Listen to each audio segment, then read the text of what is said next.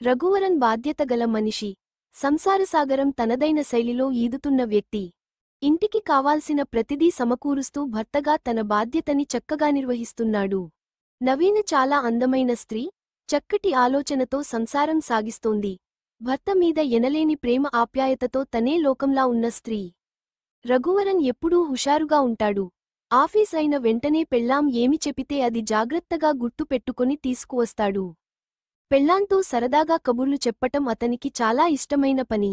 నవీన ఆలోచనలు ఎప్పుడు భర్త చుట్టూ తిరుగుతూ ఉంటాయి. పిల్లలు లేని లోటు వారికి లేదు. ఇద్దరు వారికి వారే పిల్లల ప్రేమని పంచుకునే జంట. ఇద్దరి జీవితంలోకి ఆమె రాక ఒక అనుకోని ఉపద్రవం. నవీన చిన్ననాటి స్నేహితురాలు ఉష ఒకరోజు షాపింగ్లో కనిపించింది. నువ్వేనా? నవీన ఎంతకాలమైంది నిన్ను చూసి ఎలా ఉన్నావు అని ఉష గుర్తు పట్టి పలకరించింది. నవీన కూడా ఉషని చూసి చాలా ఆనందంగా ఉష బాగున్నావా? ఎక్కడ ఉంటున్నారు? మీరు కరీంనగర్లో కదా ఉండేది, ఎలా ఉన్నావు? మీవారు ఏమి చేస్తున్నారు? పిల్లలు ఎంతమంది అని టకటక అడిగింది నవీన. ఆగవే బాబూ, అన్నీ ఒకేసారి అడిగేస్తున్నావు, నువ్వు ఏమీ మారలేదు అని నవ్వింది ఉష. మా ఆయనకి ఇక్కడికి ట్రాన్స్ఫర్ అయింది. మేము వచ్చి నెల రోజులు అయింది. ఇక్కడ అశోక్ నగర్లో ఉంటున్నాము అని అంది ఉష. అవునా? మేము అక్కడే ఉంటున్నాము. చూసావా, ఒక్కచోటే ఉంటూ తెలుసుకోలేకపోయాము అని అంది నవీన. మాటల్లో ఇద్దరి ఇల్లు 4 ఇళ్ల అవతలే అని తెలిసింది.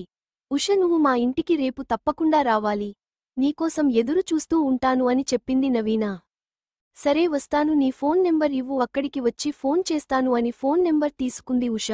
రఘువరన్ ఇంటికి రాగానే ఉష గురించి చెప్పింది నవీన. నా చిన్ననాటి ఫ్రెండ్, ఇద్దరం ఎప్పుడూ కలిసే ఉండేవాళ్లము. మా ఊరే. అక్కడ కూడా మా ఇల్లు 4 ఇల్లు అవతలే.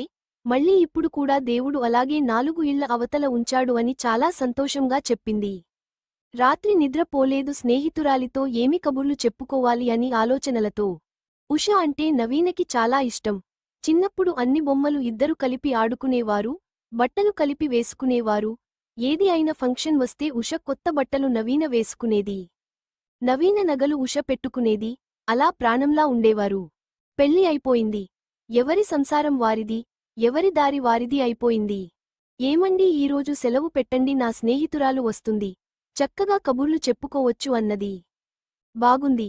మీ ఫ్రెండ్ వస్తే నేను సెలవు పెట్టాలా? అయినా మీ ఆడవాళ్లు మధ్యలో నేను ఎందుకురా? మీరు చక్కగా కబుర్లు చెప్పుకోండి. నేను ఉంటే మీకు అడ్డమన్నాడు రఘువరన్ నవ్వుతూ.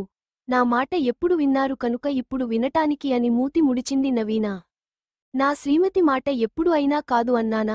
సరే, కుదిరితే మధ్యాహ్నం భోజనానికి వస్తాను సరేనా అని అన్నాడు. సరే, నిజంగా వస్తారుగా అన్నది నవీన. నిజమే బాబు, వస్తాను అని ఆఫీస్కి వెళ్ళిపోయాడు. ఉషతో కబుర్లు చెప్పాలి అని అన్ని పనులు, వంట చెక్క చేసేసింది. సాన్నం చేసి ఉష కోసం ఎదురు చూస్తోంది. తలుపు కొట్టిన శబ్దం. సంతోషంగా తలుపు తీసింది ఎదురుగా ఉష. సంతోషంగా ఇద్దరు పట్టుకున్నారు. రావే, ఎన్ని సంవత్సరాలు అయింది మనం కలిసి? చాలా సంతోషంగా ఉంది అని కబుర్లులో పడిపోయారు.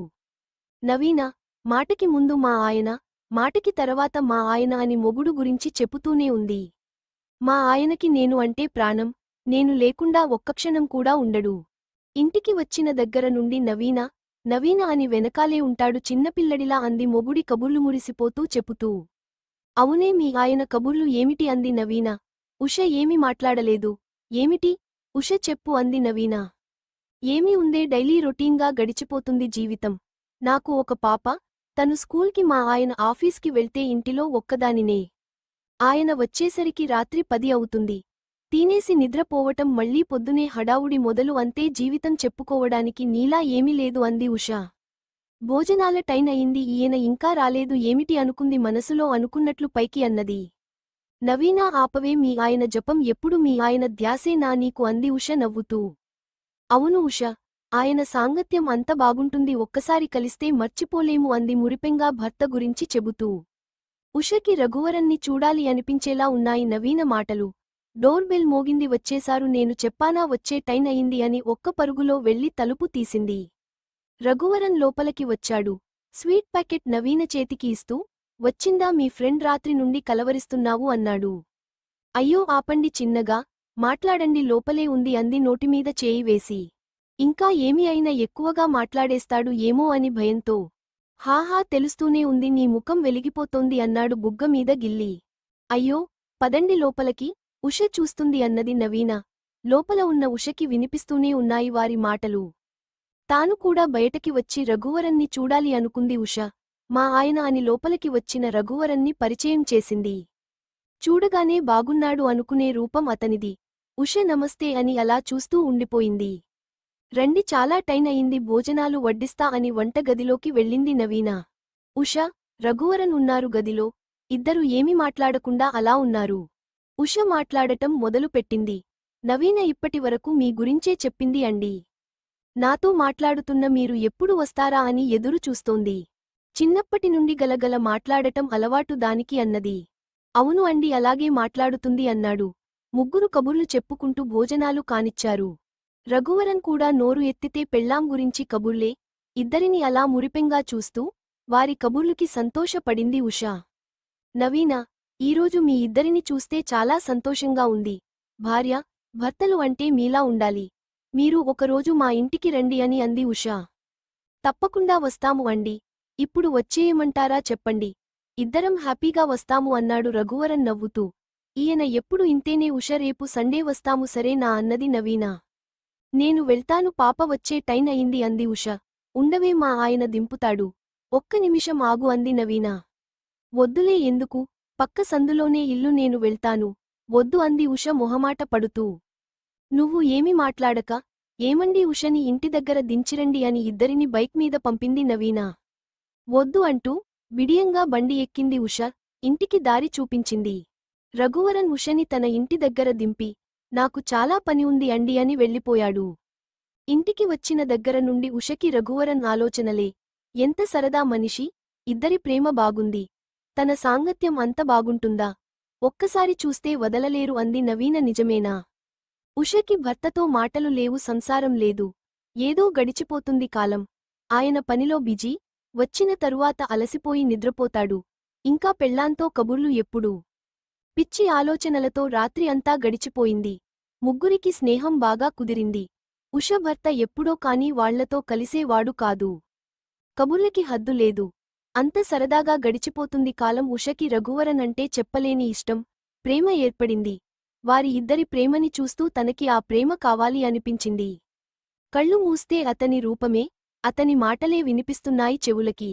ఎలా చెప్పాలి తన ప్రేమ రఘువరన్కి లేదా నా ప్రేమ విషయానికి నవీనకి చెప్పితే? ఉష ఆలోచనలు అలా సాగుతున్నాయి. వెన్నెల రాత్రి, పున్నమి వెన్నెల వెలుగులో రమ్యంగా మెరిసిపోతుంది నవీన. ఈరోజు మనసు పదే పదే ఆలోచనలతో నిండిపాయింది ఎందుకో తెలియదు. ఎప్పుడో దూరం అయిన ఆలోచనలు మళ్లీ దగ్గరికి వచ్చాయి. కాలింగ్ బెల్ మోగింది. ఆ వస్తున్న అంటూ వెళ్లి తలుపు తీసింది. ఎదురుగా శ్రీవారు. ఏమిటి ఈరోజు ఇంత తొందరగా వచ్చేశారు? ఏమీ లేదురా, ఎందుకో ఒళ్ళు అంతా భారంగా ఉంది. అందుకే సెలవు పెట్టి వచ్చేశా. ఈ మధ్య రెస్ట్ లేకుండా వర్క్లో బిజీ అయిపోయాను. ఒళ్ళు అలసిపోయి సహకరించటం లేదు అంటూ బట్టలు విప్పి గీజర్ ఆన్ చేసి బాత్రూంలోకి వెళ్లాడు. పని పని ఎప్పుడు పనిమీద తప్ప ధ్యాస తప్ప దేనిమీద లేదు. అప్పుడు మరి ఒళ్ళు బుర్ర సహకరించదు కదా అన్నది నవీన. నాకు భోజనం వద్దు, మజ్జిగ చేసి ఇవ్వు చాలు.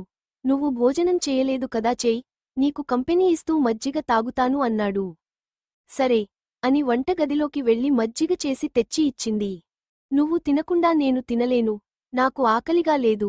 మీకు ఇష్టమని సాంబార్ పెట్టి బంగాళదుంపలు వేపుడు చేశాను అని చెప్పింది. సాంబార్ అనగానే నోరూరి సరే ఒక ముద్ద నువ్వు తింటూ నాకు తినిపించు అన్నాడు. నవీన భోజనం కలుపుకొచ్చి రఘువరన్కి తినిపిస్తూ తను కూడా తిన్నది. భోజనం పూర్తయిన తర్వాత వంటగదిలోకి వెళ్లి వంటగది సర్ది వచ్చేసరికి రఘువరన్ వెంటనే మంచం మీద వాలిపోయి దుప్పటి ముసుగుపెట్టి జ్వరం వచ్చినట్లుగా ఒళ్లంతా భారంగా ఉంది. నవీన, నిన్న మీ ఫ్రెండ్ వచ్చింది కదా, నన్నే చూస్తూనే ఉంది, దిష్టి పెట్టినట్లు ఉంది అన్నాడు నవ్వుతూ. అబ్బో మా ఫ్రెండ్ దిష్టి పెట్టి? మీకు నొప్పులు వచ్చాయా పాపం, నా బుజ్జి కదూ. సరే టాబ్లెట్ ఇస్తాను వేసుకుని మజ్జిగ తాగి పడుకోండి అని టాబ్లెట్ కోసం అలమర దగ్గరకు వెళ్లబోతుంటే నాకా టాబ్లెట్ వద్దు, నువ్వే కావాలి అని నవీన నీ మీదకు లాక్కున్నాడు. జ్వరంగా ఉందని ఇదేం పని, ఇంకా జ్వరం ఎక్కువ అవుతుంది. ఏంటి పాడు వేషాలు అంటూ విదిలించుకోబోయింది. ఈరోజు నీమీద మనసు మళ్ళిందిరా. మెరుస్తున్న నీ ముక్కు పుడక నా మనసుని ప్రశాంతంగా ఉంచటం లేదు. నా జ్వరానికి మందులు నువ్వే. నాలోని రమ్యరసాన్ని బయటికి తీయగల శక్తి నీకే ఉంది. నాలోని బడలిక తీర్చే ఔషధం నీలోనే ఉంది. నా జ్వరం తగ్గాలంటే నీతో యుద్ధం చేయాల్సిందే. గెలుపు ఓటమిలేని యుద్ధం. ఇద్దరం గెలిచేది ఈ యుద్ధం. స్వేదం చెప్పే రతినిర్వేదం సాగాల్సిందే. అప్పుడే నా ఒళ్ళు చల్లబడటం జరుగుతుంది అంటూ నవీన నడుము చుట్టేశాడు. వెచ్చని కౌగిలి తన్మయత్వంలో గెలుపు కోసం ఇద్దరి ఆరాటం. చేతులకు చేతులు, కాళ్ళకి కాళ్ళు అంటూ ఇరువర్గాల వలపు యుద్ధంలో బలాబలాలు నిరూపించుకుంటూ హోరాహోరీ యుద్ధంలో వెచ్చని శ్వాసే శంఖారావం అయింది. అతని పెదవులు ముద్దుల హద్దులు దాటి తీపి జీహ్వా రుచులను కలిపి అమృతం కురిపించింది. అందలమెక్కిన ఆనందం అతని ముద్దు మురిపాలలో, అంబానీ ఎక్కిన ఆనందం అతని అలుపెరుగని పరుగులో. అంబరాన్ని తాకిన ఆనందంతో తృప్తి నిండిన కళ్లతో అలా గంటసేపు జరిగిన యుద్ధంలో శరీరం చల్లబడింది. అమృతం కురిసిన రాత్రి ఆనందాల హరివిల్లు విరిసింది. అలసిన శరీరాలు వెచ్చని ఆవిర్లు వెదజల్లుతూ ఆ గది అంతా మన్మధుడి తాపంతో పూలబాణాలు విరిసింది. ఇద్దరికీ ఉదయం వరకు సృహలేదు. అలారం మోతకి ఇద్దరు పైకి లేచారు. అమ్మో మెలకువ రాలేదు, ఆఫీస్కి టైం అయిపోతుంది అంటూ హడావుడిగా రెడీ అయ్యి ఏమీ తినకుండానే ఆఫీస్కి వెళ్ళిపోయాడు రఘువరన్. నవీన ఇంకా మంచం మీద అలా పడుకొని ఉంది. చాలా రోజుల తర్వాత ఇంత ఆనందంగా గడిపేసరికి నవీనకి ఒళ్లంతా బరువుగా భారంగా ఉంది. చిన్నగా లేచి పని అంతా ముగించుకొని వంట చేసి పుస్తకం పట్టుకొని కూర్చుంది. ఎండ నిప్పులు చెరుగుతుంది. ఇంతటి ఎండలో హడావిడిగా లోపలికి వస్తూనే నవీనా ఎక్కడ ఉన్నావు అని పిలుస్తున్నాడు రఘువరన్. అబ్బా ఎందుకలా అరుస్తారు, ఇక్కడే ఉన్నాను కదా, ఏంటో చెప్పండి అన్నది నవీన కోపంగా. అది కాదే నవీనా, ఈరోజు ఆఫీస్ నుండి వస్తున్నానా, దారిలో నా ఫ్రెండ్ ఒకడు తగిలాడు, సినిమాకి వెళ్దాం అని ఒకటే గోలా. నీకు చెప్పకుండా వెళ్ళను కదా, నీకు చెప్పేసి వస్తాను అని వచ్చాను. టైం అయిపోతుంది, స్నానం చేసేసి నేను సినిమాకి వెళ్తాను అన్నాడు హడావుడిగా బాత్రూంలోకి దూరుతూ. బాగుంది, మీరు సినిమాకి వెళ్లడం కోసం ఇంతలాగా రంకెలు పెట్టుకుంటూ వచ్చారు.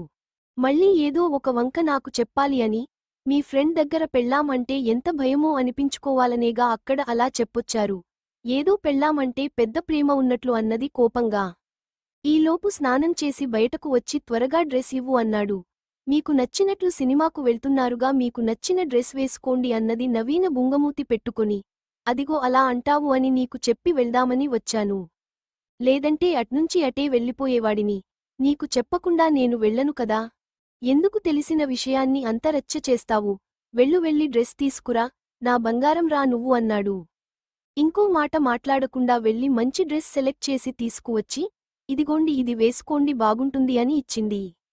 నాకు తెలుసు నువ్వు ఏదో పైపైకి అలా మాట్లాడుతావు కాని, నువ్వు ఏది మనసులో పెట్టుకోవు అని డ్రెస్ వేసుకొని చకచకా బయటికి వెళ్ళిపోయాడు. రఘువరన్ అంటే నవీనకు చాలా ప్రేమ.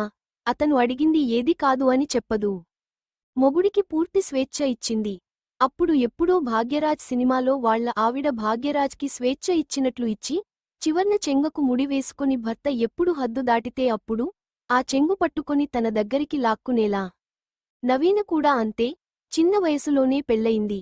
పెళ్లికి అర్థం, పరమార్థం, ఏడడుగులు సప్తపది అలాంటివి ఏమీ తెలియని వయసులో పెళ్లి అయింది. అందుకేనేమో రఘువరన్ అంటే పంచప్రాణాలు. మరుసటి రోజు ఆదివారం. ఏమండి, బిర్యానీ చేశాను, కొంచెం ఉషాకి ఇచ్చి రండి అంది నవీన. నావల్ల కాదు, నువ్వే వెళ్ళు, ఇదిగో బండి తాళం, నాకు నిద్ర వస్తుంది అన్నాడు. ప్లీజ్ వెళ్ళండి, ఈరోజు పని చేసేసరికి నీరసం వచ్చింది అన్నది క్యారేజ్ అందిస్తూ. సరే శ్రీమతిగారు, తమరు చెపితే చెయ్యాలిగా అని పైకి లేచాడు. బండి స్టార్ట్ చేసి బయలుదేరాడు. ఉష ఇల్లు పక్క సందులోనే. 5 నిమిషాల్లో బండి ఇంటి ముందు ఆగింది. ఉషగారు, ఉషాగారు అన్నాడు గట్టిగా తలుపు కొడుతూ. ఎవరూ ఆగు వస్తున్నా అని లోపల నుండి బయటికి వచ్చింది ఉషా. వెంటనే రఘుని చూసి చిరునవ్వుతో, అయినా ఏమిటి అంత గట్టిగా అరుస్తున్నారు అంది తలుపు తీస్తూ. ఏమీ లేదు అండి, బిర్యానీ చల్లారిపోతుంది అని అన్నాడు.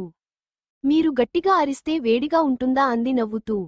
మీ ఫ్రెండ్ ఒక్కటే గోల బిర్యానీ మీకు ఇవ్వమని, ఇచ్చేశాను ఇంక వెళ్తున్నా అన్నాడు గుమ్మంలో నుండి వెనక్కి తిరుగుతూ. అయ్యో కొంచెం సేపు కూర్చోండి, మంచినీళ్లు తాగి వెళ్ళండి, లోపలికి రండి అంది ఉష. లేదు అండి, పని ఉంది, ఈసారి వస్తాను అన్నాడు. మీకు మంచి నీళ్లు కూడా ఇవ్వకుండా పంపించాను అంటే మా ఫ్రెండ్ నన్ను కొడుతుంది, రండి ఏమీ భయం లేదు, మిమ్మల్ని ఏమీ కొరుక్కొని తిననులే అన్నది నవ్వుతూ. రఘువరన్కి ఇంట్లోకి వెళ్లాలంటే కొంచెం ఇబ్బందిగానే ఉంది, ఇంట్లో ఎవరూ లేరా అన్నాడు లోపలికి వస్తూ. రఘువరన్కి ఇంట్లోకి వెళ్లాలంటే కొంచెం ఇబ్బందిగానే ఉంది, ఇంట్లో ఎవరూ లేరా అన్నాడు లోపలికి వస్తూ. ఇంట్లో ఎవరూ లేరు, మా వారు బిజినెస్ మీటింగ్ అని ఆ ఊరు ఈ ఊరు తిరుగుతూనే ఉంటారు, కాళ్లకి చక్రాలు ఉన్నట్లు ఉన్నాయి. ఊర్లో ఉన్న ఎప్పుడో 10, 11కి వస్తారు. ఇదిగోండి మంచినీళ్లు తాగండి అంటూ కూలింగ్ వాటర్ తీసుకువచ్చి ఇచ్చింది. మరి పిల్లలు అన్నాడు. ఇంకా పిల్లలు లేరు, అదే ప్లానింగ్లో ఉన్నాము. ఈ ఊర్లో మీరు కలవడం చాలా సంతోషంగా ఉంది. చిన్ననాటి స్నేహితురాలని కలిశానని రాత్రి మా వారికి చెప్పాను. మిమ్మల్ని ఒక ఆదివారం భోజనానికి పిలవమన్నారు. నేనే కాల్ చేద్దామనుకుంటున్నాను, ఈలోపు మీరే వచ్చారు, తప్పకుండా రావాలి అన్నది. నాదేముంది, హోమ్ మినిస్టర్కి చెప్పండి, ఆమె ఏం చెప్తే అదే మనం చేయడం. సరే నేను బయలుదేరుతాను. నవీన ఎదురు చూస్తూ ఉంటుంది. అయినా బిర్యానీ వేడిగా తినాలని నా కోరిక. బిర్యానీ చల్లారిపోతే బాగోదు, ఉంటాను అంటూ బయటికి అడుగులు వేశాడు. ఉషా ఏమీ మాట్లాడకుండా మౌనంగా అతన్నే చూస్తూ ఉంది. బాయ్ చెప్పి వెళ్ళిపోయాడు. నవీన ఇంకా స్నానం చేయకుండా ఇల్లు క్లీనింగ్ చేస్తుంది. అదేంటి నవీనా, నేను వెళ్ళి ఎంతసేపు అయింది? అప్పుడు వెళ్ళినప్పుడు ఇలాగే ఉన్నావు, మళ్ళీ వచ్చేసరికి ఇలాగే ఉన్నావు అన్నాడు బండి స్టాండ్ వేస్తూ బయట నుండి. మీకేం బాబు, సెలవు వస్తే హాయిగా కాలుమీద కాలు వేసుకుని దర్జాగా ఇది కావాలి అది కావాలని కోరికలు కోరుతారు. అవన్నీ చేసేసరికి మా సమయం, ఓపిక అయిపోతుంది. ఇంకా నా పని అక్కడే ఉంది అంటూ ఒంటికి పట్టిన చెమటని చీర కొంగుతో తుడుచుకుంటూ చెప్పింది. ముత్యపు బిందువు ఇలాంటి చెమట నుదుటి నుండి కారుతుంటే వెంటనే దగ్గరకు వచ్చి ఊదాడు. అబ్బా ఏమిటి అండి మీ ఆటలు అన్నది చెదిరిన చెమట బిందువుని మళ్లీ కొంగుతో తుడుస్తూ. హౌ రొమాంటిక్ నవీనా, ఈ తడిచిన శరీరంతో, చెదిరిన జుట్టుతో, చీర కొంగు నడుముకి చుట్టుకుని ఎంత వయ్యారంగా ఉన్నావో తెలుసా? చూస్తుంటే రెండు కళ్ళు సరిపోవడం లేదు. ఇంత అందం ఎలా మిస్ అయ్యానబ్బా అన్నాడు ఆమె దగ్గరికి వచ్చి నడుము రెండు చుట్టూ చేతులు వేసి. బాగుంది సంబడం, ఓ పక్క పని చేసి చెమటలు పట్టి ఉంటే నేను వయ్యారంగా అందంగా కనిపించానా అన్నది మూతి తిప్పుతూ. అవును, అందము, ప్రేమ అంటే ఇలాగే ఉంటుంది. భార్యాభర్తలు ఎలా ఉన్నా కూడా వారిలో ప్రేమ కలిగిందంటే అదే నిజమైన ప్రేమ. అంతేగాని అందంగా ఉన్నప్పుడు, సింగారించుకున్నప్పుడు, అత్తరు వాసనలను వెదజల్లినప్పుడు వచ్చేది ప్రేమ కాదు. నీకు ఒక కథ చెప్పనా అన్నాడు. చెప్పండి, ప్రతి సందర్భంలో ఏదో ఒకటి చెప్తూనే ఉంటారుగా, చెప్పండి. నేను అలా స్నానం చేస్తూ ఉంటాను, మీరు మాత్రం ఇవతల వైపు నుండి చెప్పండి. ఓ స్నానానికి వెళ్ళిపోతున్నావా, అయితే ఇంకేం, కలిసి స్నానం చేసి కలిసి కబుర్లు చెప్పుకుందాం అన్నాడు. ఓరి దేవుడా, ఈ కోరిక కూడా ఉందా అన్నది అతన్ని వెనక్కి తోసి. ఇలాంటి కోరికలే ఉండాల్సింది, భార్యాభర్తల అనురాగానికి ఇవే తీపి గుర్తులు. పద పద స్నానం చేద్దాం అంటూ ఆమెను బాత్రూంలో తోసి అతను కూడా వెళ్ళాడు. నీకో విషయము చెప్పనా అన్నాడు. ఇందాక కథ చెప్తాను అన్నారు, ఇప్పుడు విషయము చెప్తాను అంటున్నారు ఏంటి అన్నది కళ్ళు ఎగరేసి. కథ తర్వాత చెప్తాను, విషయము ముందు చెప్తాను. భార్యాభర్తలు నెలలో ఒకసారైనా ఇలా కలిసి స్నానం చేయాలని చెప్పారు. ఎవరు చెప్పారు, రఘువరన్ గారా అన్నది నవ్వుతూ. అదే అనుకో. ఇలా చేయడం వల్ల ఒకరి శరీరాలు ఒకరికి స్పర్శ ద్వారా అనుభూతి రగిలించి మనసులో ఒక వైబ్రేషన్స్ కలుగుతాయి. అవి వాళ్ళిద్దర్నీ చాలా దగ్గర చేస్తాయి అంటూ ఏవేవో కబుర్లు చెప్పుకుంటూ ఇద్దరు స్నానం చేశారు. మరి కథ చెప్తానన్నారు, చెప్పండి అన్నది. ఇందాక నువ్వన్నావు కదా, అంత చెమటతో ఉన్న మీకు మూడ్ ఎలా వచ్చిందని. నీకు ఒక కథ చెప్తాను, అప్పుడు నువ్వే చెప్పు మూడ్ ఎలా వచ్చిందో. ఒక రాజుగారు ఉండేవారు అని మొదలుపెట్టాడు. కాశ్మీర భూమికి ప్రధానమైన శారదాపీఠాన సరస్వతీదేవిని పూజించే పూజారికి సుగాత్రి అనే కూతురు. ఆమె భర్త శాలీనుడు అత్తగారింట్లోనే ఉంటాడు. వాళ్ల తొలిరాత్రికి ఆమెని అందంగా అలంకరించి మరీ పంపితే అతనామెని పట్టించుకోనే లేదు. ఆమె కూడా చూసి చూసి తిరిగి వెళ్ళిపోయింది. ఇది చూసిన ఆమె చెల్లిలు ఆమె తల్లితో ఈ విషయము చెప్పి రేపు చూద్దాంలే అని అనుకున్నారు. అయితే ఆ తర్వాత 2-3 రాత్రులు కూడా అలాగే గడిచాయి. అప్పుడామె తల్లి అనుమతితో చెలికత్తెలు ఆమెతో అన్నారు కదా, మీ వాలకం చూస్తుంటే ఆలుమగల విషయాలేం జరిగినట్టు కనపట్టం లేదు. భర్త సరిగా ప్రవర్తిస్తే భార్య సిగ్గుపడొచ్చు గాని ఇలా ఇద్దరూ సిగ్గుపడితే ఇక కాపురం ఎలాగా? కర్పూర తాంబూలమో తమలపాకులో ఇవ్వొచ్చు కదా నువ్వైనా. బంగారం వంటి వయసుని ఒట్టి మంచానికి అప్పగిస్తారా ఎవరైనా అని. దానికామె సిగ్గుతో ఇట్లాటి మాటలు నా చెవుల పడకూడదు పొండిక్కడ్నుంచని వాళ్లని తరిమేసి ఆ రాత్రికి మాత్రం వాళ్లు చెప్పినట్టే చేసి చూసింది. అయినా ఏమీ ఉపయోగం కన్పించలేదు. సుగాత్రి, పోనీలే, ఆయన ఇష్టం ఎలాగో అలాగే జరగని అని అతనికి పూర్ణాయుష్షు కలగాలని ఎప్పుడూ రకరకాల అలంకారాలు వేసుకుంటూ గడుపుతోంది. అతన్నేమీ అనవద్దని తల్లిని కోరుకుంది. ఆమె తల్లి కూడా కొంతకాలం చూసి ఇది వట్టిగొడ్డు తాకట్టే అని నిర్ణయించుకుని కనీసం పూలతోటనైనా పెంచమని అతనికి పురమాయించింది. అతను కూడా శారదాదేవి పూజకి పనికొచ్చే పని గనక ఇంతకన్నా కావాల్సిందేమిటని ఒళ్ళు వంచి పనిచేసి కంటికి రెప్పలా ఆ తోటని పెంచి కాపాడాడు. అతని పనితనం వల్ల ఎండ జొరబడకుండా పెరిగిందా తోట. అతను రోజూ పొద్దున్నే లేచి వింత వింత రకాలుగా పూలమాలలు తయారుచేసి సరస్వతీదేవికి సమర్పిస్తున్నాడు. సుగాత్రి ఇదంతా చూస్తూ ఎలాగైనా అతనికి పనిలో సహాయపడుదామనుకుంటుంది గాని సిగ్గువల్ల సాహసించలేకపోతోంది. ఇలా ఉండగా ఒకనాడు విపరీతమైన వర్షం పట్టుకుంది. కన్ను పొడుచుకున్నా కనపడని చీకటి. ఏనుగు తొండాల్లాంటి ధారల్తో ఆకాశానికి చిల్లుపడ్డట్టు వాన. గుండెలవిసిపోయే ఉరుములు, గుడ్డితనం తెచ్చే మెరుపులు. శాలీనుడు మాత్రం తోటలోనే ఉండిపోయాడు. సుగాత్రి మనసు అల్లకల్లోలమైంది. ఎలాగైనా తన భర్తకి కీడుకలక్కుండా చూడమని సరస్వతీదేవిని ప్రార్థించింది. అంతటితో ఆక్కుండా ఎవరికీ చెప్పకుండా ఒక్కతే తోటకి బయల్దేరింది. ఆ కుంభవృష్టిలో ఆమె పాతివ్రత్య మహిమ వల్ల ఆమె మీద చినుకు పడలేదు. దార్లో వాగులు కూడా తప్పుకుని దారిచ్చాయి. తోటకి వెళ్లి అతనికి కనపడకుండా దాక్కుని చూస్తే అతను గాని ఆ తోటగాని ఏమాత్రం చెక్కు చెదరకుండా ఉన్నారు. ఆనందంగా ఆ శారదాదేవి మహిమ వల్లే ఇలా జరిగిందని ఆమెని కీర్తిస్తూ మళ్లీ ఎవరికీ తెలీకుండా ఇంటికి తిరిగొచ్చి ఎప్పట్లానే ఉన్నది సుగాత్రి. ఊళ్ళో వాళ్లు మాత్రం అంత పెద్ద గాలివాన ఆ తోటలోని చిన్న మొక్కని కూడా కదల్చలేదని వింతగా చెప్పుకున్నారు. ఇంకొన్నాళ్లు గడిచింది. సుగాత్రి ఇంక సిగ్గుని పక్కకి పెట్టి భర్తకి సహాయం చేద్దామని ఎప్పట్లాగే అలంకరించుకుని తోటకెళ్ళింది. వెళ్ళి నగలన్నీ మూటకట్టి పక్కన పెట్టి అతనికి ఇష్టం లేకపోయినా పన్లు చెయ్యటం సాగించింది. పాదులు తవ్వింది, మళ్లకి మడవలు మార్చింది, మోపులు మోసింది, అటూ ఇటూ చకచక నడిచింది, అన్ని రకాల తోటపన్లూ చేసింది. అలా ఆమె పన్లు చేస్తుంటే అతని మీద పూలబాణాలు గుప్పించాడు మన్మథుడు. ఎంత చెప్పినా వినవు కదా, నువ్వెక్కడ, ఈ తోట పనులెక్కడ అంటూ ఆమె చెంపల మీది చెమటని తన ఉత్తరీయంతో తుడుస్తుంటే ఎంత తుడిచినా అలా వస్తూనే ఉంటుందే అది మన్మథుడి మహిమ మరి. ఇంక ఆగలేక ఆమెని కౌగిలించుకున్నాడతను. దట్టమైన చిగుళ్ల పొదరింట్లో ఇద్దరూ ఒకటయ్యారు. తర్వాత మళ్లీ అలంకారాలన్నీ పెట్టుకుని ఇంటికి వెళ్ళింది సుగాత్రి. ఆమె ముఖం వంక చూసిన చెలికత్తెలకి విషయము అర్థమైంది. ఆ రాత్రి ఆమెని మళ్లీ బాగా అలంకరించి భర్త దగ్గరికి పంపారు. అయితే అతని కళ్లలో మెదుల్తున్నది పూలతోటలో పన్లు చేస్తూ కనిపించిన ఆమె రూపం. ఇలా అలంకరించుకున్న సుగాత్రి ఏం మాట్లాడుతున్నా అతని చెవులకే ఎక్కలేదు ఒక్క ముక్కైనా. ఆమె ఆ రాత్రంతా అక్కడే అతని పాదాలు పడుతూ గడిపింది. మర్నాడు మళ్లీ తోటకి వెళ్లి పన్లు చేస్తుంటే ఆమెని చూసిన అతని ప్రవర్తన మారిపోయింది. అప్పుడర్థమైందామెకి అతని మనసుకి నచ్చేది సొంపులేగాని సొమ్ములు కావని. అలా రోజూ తోట పన్లు చేస్తూ భర్తతో హాయిగా కాలంగడుపుతోంది. మెల్లగా ఆమె తల్లిక్కూడా ఈ విషయము తెలిసింది. ఆమె కూతురితో, అమ్మా నువ్వు సరస్వతీదేవి వరాన పుట్టిన దానివి. నీ మూలాన మన వంశం పవిత్రమవుతుందని ఆ దేవి స్వయంగా చెప్పింది. అందువల్లనే నీ తండ్రి దేశాంతరాలు పట్టిపోయినా నీకు పుట్టే బిడ్డల కోసం ఎదురుచూస్తూ ఇంకా బతికున్నాను. అందుకే నీ భర్తని ఇంతవరకు కొంత చిన్న చూపు చూశాను కూడా. ఇక అతను తోటలో పనిచేయటం ఎందుకు, దానికి జీతగాళ్లున్నారు. అదీగాక అకాలసురతం వల్ల గుణవంతులైన పిల్లలు పుట్టరంటారు. నువ్వే ఆలోచించుకో అని సున్నితంగా మందలించింది. దానికి సుగాత్రి, అమ్మా, నా భర్తకి ఏది ఇష్టమో అది నేను చేస్తాను. మరెవరి మాటా వినను నేను అని కుండ బద్దలు కొట్టినట్టు చెప్పేసింది. అప్పుడు శారదాదేవి ప్రత్యక్షమై సుగాత్రి తల్లితో, ఆమె ఇష్టమైన విధంగా నడుచుకోని ఆమె మీ 2 వంశాల పాపాల్నీ పోగొడుతుంది. ఆమె కథ నాకు ఇష్టమైందిగా పవిత్రమైందిగా నిలుస్తుంది. అలా అయ్యేట్లు నేను చేస్తాను అని వివరించింది. అని ఆ విధంగా సుగాత్రి శాలీనులు సంతోషంగా ఒకటయ్యేవారు. ఇప్పుడు అర్థమైందా అలంకరణకి ఉన్న ప్రాధాన్యం అన్నాడు నవీనను దగ్గరగా తీసుకొని.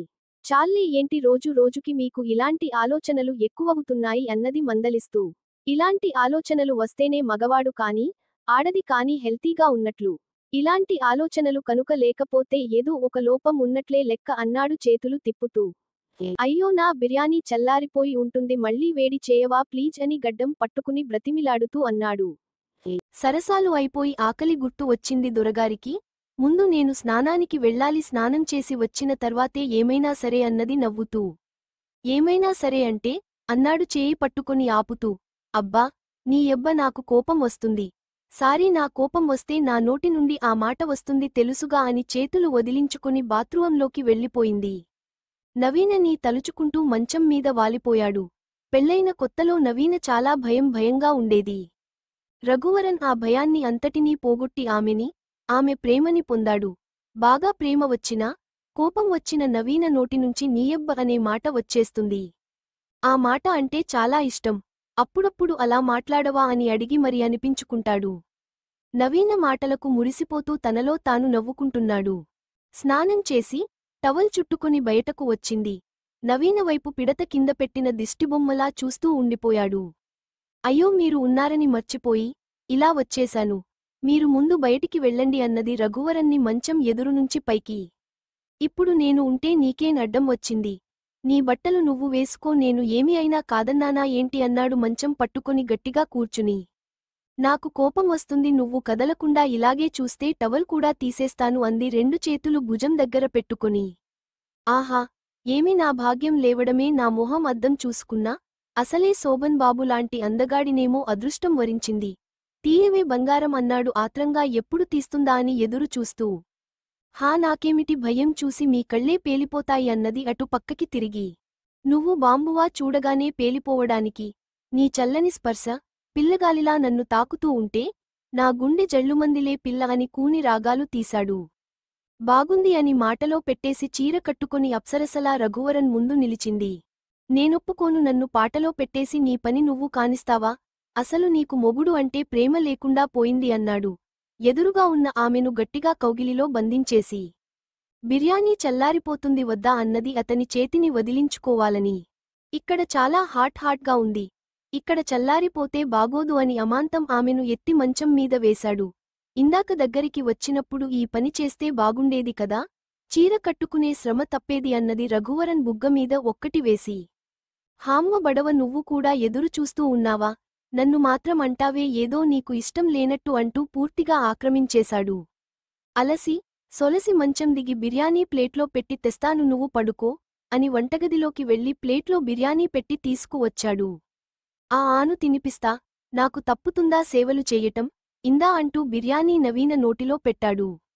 మారు మాటలేకుండా పెట్టిన బిర్యానీ కళ్ళు మూసుకొని తింటుంది. మహారాణి భోగం నీది, ఏం చేస్తాం కానీ తిను అంటూ తినిపిస్తూ తను కూడా తిన్నాడు. రఘు మాటలకి నవ్వుకుంటూ కళ్ళు మూసుకుని పెట్టిన బిర్యానీ తినేసింది. గంటలో ఉష ఫోన్ చేసింది. ఫోన్ రింగ్ అవుతుంటే రఘువరన్ తీసి మీ ఫ్రెండ్ ఫోన్ చేసింది అని ఫోన్ ఇచ్చాడు. మీరే మాట్లాడండి, నాకు నిద్ర వస్తుంది అని అటు తిరిగి పడుకుంది. రఘుకి ఏమి మాట్లాడాలో అర్థం కాలేదు. ఉషతో ఫోన్ మాట్లాడడం ఇదే మొదటిసారి. వెంటనే తమాయించుకుని హలో ఉషాగారు, ఏంటండీ సంగతులు అన్నాడు గట్టిగా. నేను 2 ఇళ్ల అవతల లేనండి, ఫోన్లోనే ఉన్నాను. మీరు అంత గట్టిగా అరవాల్సిన అవసరం లేదు అని అన్నది ఉషా. అవును కదా, ఏమిటి అండి సంగతులు అన్నాడు నిదానంగా. ఏమీ లేదండి, ఏమీ తోచడం లేదు, అలా షాపింగ్కి వెళ్లి కాటన్ చీరలు కొనుక్కుందామని. సమ్మర్ కదా, మా ఫ్రెండ్ లేదా అని అడిగింది. ఆగండి ఆగండి, ఏమీ తోచడం లేదని షాపింగ్కి వెళ్తున్నారా? సమ్మర్ కదా అని కాటన్ చీరల కోసం షాపింగ్కి వెళ్తున్నారా అన్నాడు తికమక పెడుతూ. అమ్మో, మా నవీన చెప్పింది నిజమే, మీతో మాట్లాడలేమండి, చాలా తమాషాగా మాట్లాడుతారు అన్నది. నేనేం తమాషా ఏమి చేశాను మేడం, మీరు చెప్పిందే అర్థం కాక అడిగాను. నేనేం మాట్లాడినా తమాషా అంటే నేనేం చెప్పను. సరే సరే, మీరు ఏమి చెప్పొద్దు అని నవ్వి నవీనకి ఫోన్ ఇవ్వండి అన్నది. మీ ఫ్రెండ్ స్వర్గలోకాలను అధిరోహించి బాగా అలిసిపోయి నిద్రపోతుంది, లేపమంటారా అన్నాడు. ఆ మాటకి విషయము అర్థమయ్యి వెంటనే సిగ్గులాంటిది వచ్చి, వద్దులేండి, స్వర్గలోకపంచుల్లో ఉన్న వాళ్లని మనం ఎందుకు లాక్కు రావడం, పడుకునివ్వండి, ఉంటాను అని ఫోన్ పెట్టేసింది. రఘు కూడా ఫోన్ కట్ చేసి నవీన దగ్గరికి వెళ్లి ఆమెను వెనుక నుండి కౌగిలించుకుని మీ ఫ్రెండు షాపింగ్ రమ్మంటుంది, వెళ్తావా అన్నాడు. రఘువరన్ వైపు తిరిగి అతని గుండెల్లో దూరిపోయి ఊహు అని చెప్పింది. ఉషకి రఘువరన్ అన్నమాట గుర్తొస్తున్నాయి. స్వర్గలోకపంచుల్లో విహరించడం, నిజంగా అలాంటి స్వర్గలోకం ఉందా అనుకుంది. వెంటనే పని పని ఆఫీస్ వర్క్, టూర్లు అని తిరిగే భర్త కళ్ల ముందు మెదిలాడు. ఆఫీస్ అయిపోయి ఇంటికి రాగానే భోంచేసి అలసిపోయి నిద్రపోయే భర్తని ఏమి అడగాలో తెలియక నిర్జీవంగా అతని పక్కన పడుకున్న రోజులు గుర్తొచ్చాయి. భార్యాభర్తలు అంటే వాళ్ళిద్దరులాగా ఉండాలి, ఎంత ప్రేమ అనురాగం, జీవితాన్ని ఎంత చక్కగా ఎంజాయ్ చేస్తున్నారు అనుకుంటూ భర్త కోసం ఎదురు చూస్తూ ఉంది. బంధాలు వాటంతటవే దూరం కావు, వ్యక్తిత్వం వల్లనో ప్రవర్తన వల్లనో ఒకరి పట్ల ఒకరు నిర్లక్ష్యం చూపడం వల్లనో అవి దూరమవుతాయి. ఉష ఆలోచనలకు అడ్డు అదుపు లేకుండా పోయింది. కొత్తగా పెళ్లైన భర్తలో ఎలాంటి చలనం కనిపించడం లేదు. కొత్తలో ఉండాల్సిన మోజు తప్ప తర్వాత కాపురం అంటే ఒక నిర్జీవ పదార్థం అయిపోయింది. రఘువరన్ని చూస్తే ఆమెకి చాలా ముచ్చటగా అనిపిస్తుంది. భార్యతో అప్పుడప్పుడు అతని మాట్లాడే చలోక్తులు భార్య మీదే చూపించే ప్రేమ, నలుగురిలో సరదాగా మాట్లాడే తత్వం. ఎప్పుడూ చలాకీగా హ్యాండ్సంగా ఉండే అతనే కళ్ల ముందు మెదులుతున్నాడు. నా భర్త కూడా అలాగే ఉంటే బాగుండు కదా అని అనుకుంది. చిన్నప్పుడు నవీన, ఉష ఇద్దరు ఒకటే పాఠశాల, ఒకటే కాలేజీలో చదువుకున్నారు. చిన్నప్పుడు వాళ్ళిద్దరు పోట్లాట కూడా ఒకటే వస్తువు కోసం గొడవపడేవాళ్లు, ఇద్దరికీ ఒకటే నచ్చేది. ఉష చాలా గయ్యాళితనంతో ఆ వస్తువు దక్కించుకునేది. నవీన అమాయకంగా స్నేహితురాలు కోసం త్యాగం చేసేసేది. ఇద్దరు బట్టలు ఒకరికొకరు మార్చుకునేవాళ్లు. ఫంక్షన్లకు వెళ్తే ఇద్దరు సొంత అక్క చెల్లెలులాగా ఉండేవారు. ఇద్దరు ఒక్కడినే కట్టుకుంటారా ఏంటి, ఒక్కటే కావాలి అని మీ పంతం బాగానే ఉందమ్మా అంటూ ఉండేవాళ్లు. అలా ఇద్దరి ఆలోచనలు ఒకే రకంగా ఉండేవి. ఉషకి సంబంధం వచ్చిందని, మంచి సంబంధం అని వాళ్ల నాన్నగారు త్వరగా పెళ్లి చేసేశారు. పెళ్లైపోయి వెళ్ళిపోవడం మళ్ళీ ఇప్పుడే నవీనని మళ్ళీ కలవడం. నవీన పెళ్లికి కార్డు వేసి, ఫోన్ చేసినా కూడా ఉషకి వచ్చే అవకాశం లేదు. భర్త ఊరెళ్లడం, ఆమెని తీసుకొచ్చే వాళ్లు ఎవరూ లేకపోవడం, ఒంటరిగా వెళ్ళొద్దని ఆంక్షలు విధించడం వల్ల ఉష నవీన పెళ్లికి వెళ్లలేకపోయింది. ఆ రోజు పెళ్లికి వెళ్లినా బాగుండేది అని ఇప్పుడు మనసులో బాధపడుతుంది. కాలింగ్ బెల్ మోగుతుంది. సమయం చూస్తే 11 అయింది. ఇప్పుడు వచ్చినట్లున్నారు అనుకుని వెళ్లి తలుపు తీసింది. అప్పటికే బాగా అలసిపోయిన భర్తను చూసి రోజు ఇంత ఆలస్యంగా వస్తే ఎలా అన్నది అతని చేతిలో ఉన్న బ్యాగ్ తీసుకుని. నాకు మాత్రం సరదానా ఆలస్యంగా రావాలని, ఇంటికి ఎప్పుడెప్పుడు రావాలని నాకూ ఉంటుంది. కానీ పని ఒత్తిడి ఎక్కువయి రావడం కుదరడం లేదు. బాగా అలసిపోయాను, స్నానం చేసి వస్తాను అంటూ వెళ్లాడు. భోజనం వడ్డించినా అన్నది. లేదు, రెస్టారెంట్లో ఫ్రెండ్స్తో తినేశాను, నువ్వు పడుకో అన్నాడు. అంటే పనైన వెంటనే రెస్టారెంట్కి వెళ్లాడా? అది కూడా ఒక పనేనా? అలసిపోయినట్లు వచ్చాడు. ఆయన కోసం వంట చేసి ఎదురు చూడటం కూడా అనవసరం అనుకుంది మనసులో. తను ఏమీ తినకుండా భర్త కోసం ఎదురుచూస్తుంది. తనకి ఏమీ తినాలి అనిపించక మంచినీళ్లు తాగి మంచం మీద పడుకుంది. ఒంటరితనం చాలా నరకం. ఎన్నో పిచ్చి పిచ్చి ఆలోచనలు సుడిగుండాలై మదిలో మెదులుతూ ఉంటాయి. భర్తకు దగ్గర అవ్వాలంటే తను కూడా మారాలి. భర్తకు అందంగా కనిపించాలి. తనకు నచ్చినట్లుగా ఉండాలని ఎక్కడో చదివింది. తను చదివిన కథలోని విషయానికి గుర్తొచ్చి, పెళ్లిరోజు భర్త ఇచ్చిన ట్రాన్స్పరెంట్ 2 పీస్ నైటీ అల్మరాలో నుంచి తీసి, తను కూడా ఇంకో బెడ్రూంలో ఉన్న స్నానాల గదిలోకి వెళ్లి, చెకచెకా 2 చెంబుల నీళ్లు వంపుకొని నైటీ వేసుకుంది. జుట్టు లూజుగా వదిలేసి ఫ్రిజ్లో ఉన్న మల్లెపూలు తీసుకుని పెట్టుకుంటూ బెడ్రూంలోకి వచ్చింది. అప్పటికే భర్త స్నానం చేసి వచ్చి టవల్తోనే మంచం మీద వాలిపోయి నిద్రపోతున్నాడు. బోర్లా పడుకుని నిద్రపోతున్న భర్తను ఏం చేయాలో, ఏమి అనాలో అర్థం కాక తను కూడా మంచం మీద కూర్చుంది. చిన్నగా అతని లేపితే, అనుకుంది. ఏమనుకుంటాడో, అసలే అలసిపోయి వచ్చాను అన్నాడు. నిద్రపోకుండా ఉంటే బాగుండేది అనుకుని తను కూడా పక్కకు తిరిగి పడుకుంది. ఆమె తలలో నుండి వస్తున్న మల్లెపూలు వాసన అతని ముక్కుపుటాలకు తగిలింది. ఎంత మత్తులో ఉన్నా, మల్లెపూలు వాసన చూడగానే ఎలాంటి వాడికైనా మత్తెక్కక మానదు. వెంటనే పైకి లేచి అటు తిరిగి పడుకున్న ఉషను వెనుక నుండి గట్టిగా కౌగిలించుకున్నాడు. అతను కౌగిలించుకోగానే ఉషకి చాలా సంతోషం వేసింది. కానీ మౌనంగా ఉండిపోయింది. ఆమె ఊహలు ఆలోచనలు రఘువరన్ మీదకు వెళ్లాయి. ప్రతి ఒక్కరి జీవితమూ భిన్నంగా ఉంటుంది. ఇతరులతో పోల్చుకోవడం మానేయాలి. ఉన్నదానితో తృప్తిగా ఉండాలి. మనసుని బుద్ధి ద్వారా అదుపులో పెట్టాలి. ఏదైనా ఇష్టమైతేనే నచ్చుతుంది. ఇష్టం లేనిది ఏది దగ్గరకి కూడా రానివ్వము. ఉష మానసిక స్థితి ఏమీ అర్థం కావడం లేదు. పెళ్లైన తను, పెళ్లి అయిన అతనికి దగ్గర అవుతుంది. అది తప్పని తెలుసు కాని, తను మానసికంగా దగ్గరగా వెళ్ళింది కాదు, కావాలి అని దగ్గరవుతుంది. నవీన ఉషకి ఫోన్ చేసి ఇంటికి రమ్మని చెప్పింది. భర్త ఆఫీస్కి వెళ్లిన తర్వాత వస్తాను అని చెప్పింది. ఎప్పుడు తన్ను తాను అందంగా ఉన్నది లేదు అని ఏ రోజు పట్టించుకోలేదు. ఈరోజు ఎందుకో అందంగా ముస్తాబయింది. భర్త ఆఫీస్కి వెళ్లగానే నవీన్ ఇంటికి బయలుదేరింది. ఏంటి ఉషా, నేనెప్పుడు రమ్మంటే నువ్వు ఎప్పుడు వచ్చావు? రారా, నీకోసమే ఎదురు చూస్తున్నా అన్నది నవీన. ఏంటి విశేషం, అర్జెంటుగా రమ్మన్నావు అన్నది లోపలికి వచ్చి సోఫాలో కూర్చుంటూ. ఉండు చెప్తాను, కంగారు పడక, ఈ రోజు అంతా మనిద్దరిది, రోజంతా హ్యాపీగా కబుర్లు చెప్పుకుంటూ ఉండొచ్చు అన్నది సంతోషంగా తను కూడా పక్కన కూర్చుని. అవునా, అదేంటి, ఎందుకు అలా అని ఆశ్చర్యంగా అడిగింది ఉష. ఏం లేదు, మా రఘువరన్ గారు ఒక పందెం వేశారు. అది ఏంటో తెలుసా? ఈ రోజంతా నాకు వండి వడ్డిస్తాను అని. ఎందుకిలాగా వద్దు అంటే, నాకు వంట చేయాలి అనిపిస్తుంది. నువ్వు రోజు నాకోసం కష్టపడుతున్నావు కదా, నీకు రెస్ట్ ఇస్తాను అన్నాడు అని సంతోషంగా చెబుతుంది. వెంటనే రఘువరన్ లోపలి నుంచి టీ కప్పులు తీసుకుని వచ్చి ఎలా ఉన్నారు ఉష గారు? ఈరోజు అంతా ఫుల్ రెస్ట్ మీ ఫ్రెండ్కి, మీరు కబుర్లు చెప్పుకుంటూ ఉండండి. మీకేం కావాలో ఆర్డర్ వేయండి, చిటికెలో వచ్చేస్తాయి అన్నాడు. చెప్పవే, నీకేమీ తినాలనిపిస్తుందో అన్ని చెప్పు, చేసి పెట్టడానికి రెడీగా ఉన్నాడు. ఎందుకో ఈరోజు వంటగది మీద ఇష్టం పెరిగింది అంట అన్నది నవీన నవ్వుతూ. ఉష టీ తాగుతూ టీ చాలా బాగా చేశారు. వంటలు కూడా బాగా చేస్తారని అనిపిస్తుంది. ఆహా, అప్పుడే ఒక మార్కు కొట్టేశాను అంటూ నవీన వైపు చూసి, చూసావా నా వంట ప్రతిభ అని సంబరపడిపోయాడు. అదేంటి ఈరోజు ఏమన్నా స్పెషల్ అకేషన్, నా ఆఫీస్కి సెలవు పెట్టి మరి వంటలు చేస్తున్నారు అన్నది ఉష.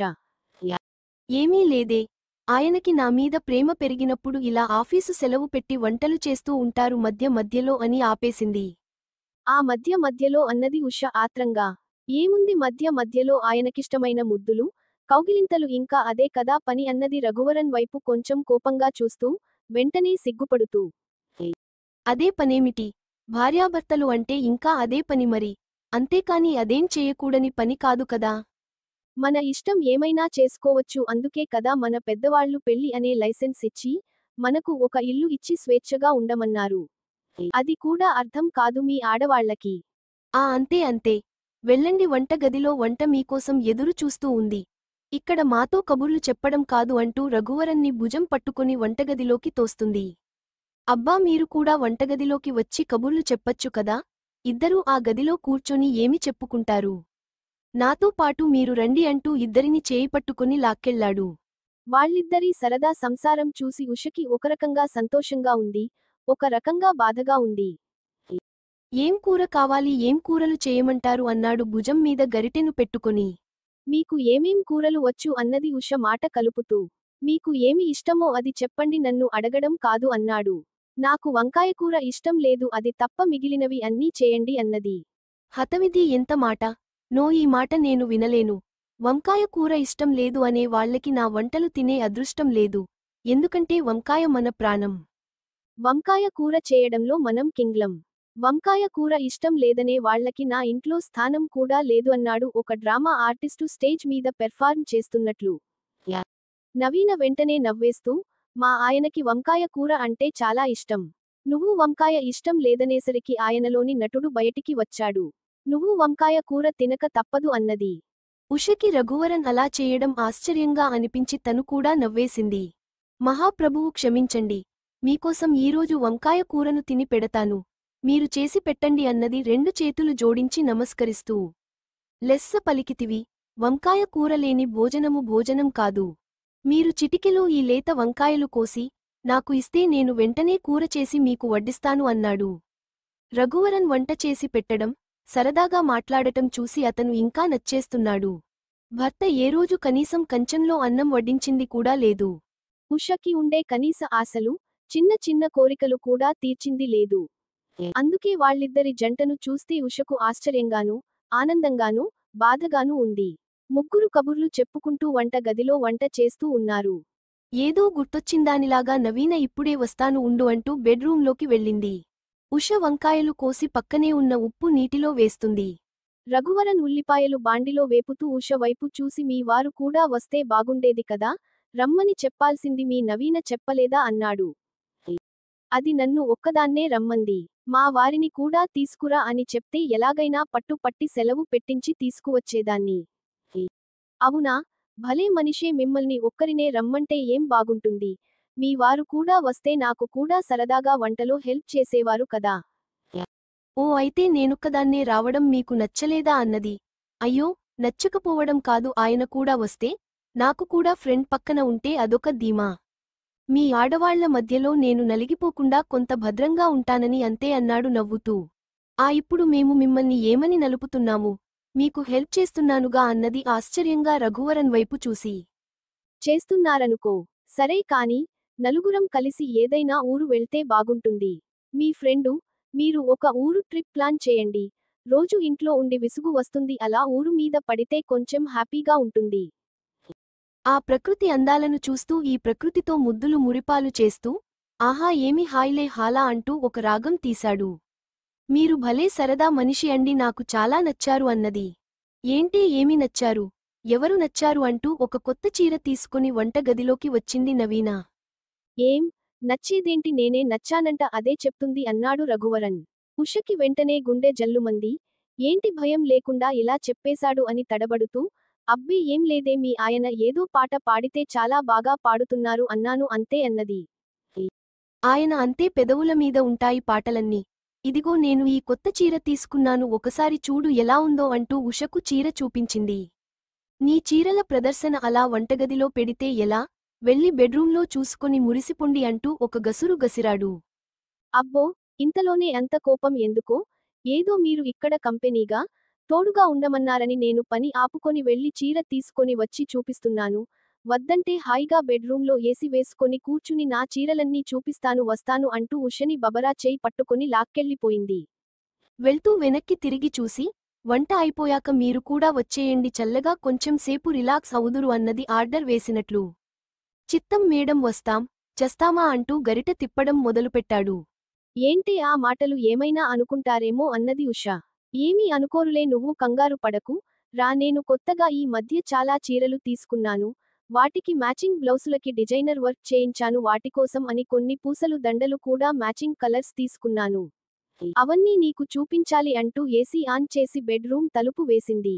రఘువరన్ని అక్కడ వదిలేసి రావడం ఉషకి నచ్చలేదు. తనతో పాటు అక్కడే ఉంటే బాగుండు అనిపించింది. నవీన ఈ చీరలు అన్ని చూపించే వరకు వదిలేటట్లు లేదు. ఎందుకో రఘువరంతో ఉండడం ఆమెకి సరదాగా ఇష్టంగా అనిపిస్తుంది. నవీన చూపించిన చీరలన్నీ ఆసక్తిగాను చూస్తుంది. అందులో ఒక చీర గ్రీన్ కలర్ది చూపించి దానికి మ్యాచింగ్ పూసల దండ, డిజైనర్ బ్లౌజ్ చూపిస్తూ ఇవన్నీ మా ఆయనే సెట్ చేశారు తెలుసా. తనకి గ్రీన్ అంటే చాలా ఇష్టం, అందుకోసం అని ఈ సెట్ మొత్తం దగ్గరుండి తనే సెలెక్ట్ చేశారు అంటూ చూపించింది. ఉష చీరను పట్టుకొని చూస్తూ చాలా బాగుంది, చాలా బాగా సెలెక్ట్ చేశారు. నాకు ఈ చీర బాగా నచ్చింది, నేను ఒకసారి కట్టుకుంటాను, ఇస్తావా అన్నది. వెంటనే ఉష చేతిలో ఉన్న చీరని తీసుకొని, చిన్నప్పుడు మనిద్దరం డ్రస్సులు ఒకరికొకరు మార్చుకున్న విషయము నాకు ఇంకా గుర్తుంది. కాని ఇప్పుడు అలా బట్టలు మార్చుకోవడం నాకు ఇష్టం లేదు. ఎందుకంటే చిన్నప్పుడు విషయము వేరు, ఇప్పుడు విషయము వేరు. ఇది మా ఆయన చాలా ప్రేమగా నాకిచ్చిన కానుక. మా ఆయన్ని ఇచ్చేయమన్నట్లు ఉంది నీ మాటన్నది నవ్వుతూ. నవీన సడన్గా ఆ మాటనేసరికి ఉషకి ఏమీ తోచలేదు. అయ్యో అలా కాదే, చిన్నప్పుడు విషయము గుర్తుండే నేను అలా అడిగాను. అంతేగాని మీ ఆయన కొనిచ్చిన చీర తీసుకోవాలని కాదు అన్నది మొహమాటంగా. నవీన ఆ చీర దగ్గరగా పట్టుకున్న తీరి చూసి ఉషకి జల్సిగా అనిపించింది. అయినా అదేంటి, నా ఆలోచన అలా ఉంది. నవీన భర్త తనకు చీర కొనిస్తే నేను అడగడం ఏంటి అనుకుంది మనసులో. వంట ఎంతవరకు వచ్చిందో ఒకసారి పోయి చూసి రాకూడదా అన్నది ఉష. ఆయన సంగతి నీకు తెలియదు. వంట కంప్లీట్ చేసి ఇప్పుడు హాల్లో సోఫా మీద కూర్చొని దర్జాగా టీపాయ్ మీద కాళ్లు పెట్టుకొని సెల్ఫోన్లో రొమాంటిక్ సాంగ్స్ చూస్తూ ఉంటారు. కావాలంటే వెళ్ళి చూసిరా అన్నది. ఉష అవునా అంటూ మంచం దిగి చిన్నగా తలుపు తీసి చూసింది. నిజంగా నవీన ఏ విధంగా అయితే చెప్పిందో రఘువరన్ అదే విధంగా సోఫాలో కూర్చొని టీ పై మీద కాళ్లు పెట్టుకొని ఫోన్ చూస్తూ కూర్చున్నాడు. నిజమేనే నువ్వు చెప్పింది. నువ్వు చెప్పినట్లే చేస్తున్నాడు అన్నది ఉష లోపలికి వచ్చి పిల్లిలాగా చెవులో గుసగుసలాడుతూ. మరి ఏమనుకున్నావు మా ఆయన అంటే? ఆయన ఏ క్షణాన ఏం చేస్తాడు, ఎలా ఉంటాడో ఆయన ప్రతి కదలిక నాకు తెలుసు అన్నది గర్వంగా నవీన. ఇప్పుడు చూడు, గట్టిగా ఒక కేక వేస్తారు అన్నది. అన్నట్లుగానే 2 నిమిషాల్లో భోజనాలు రెడీ. వచ్చేదేమైనా ఉందా, ఇంకా మీ చీరల సింగారాలు అవ్వలేదా?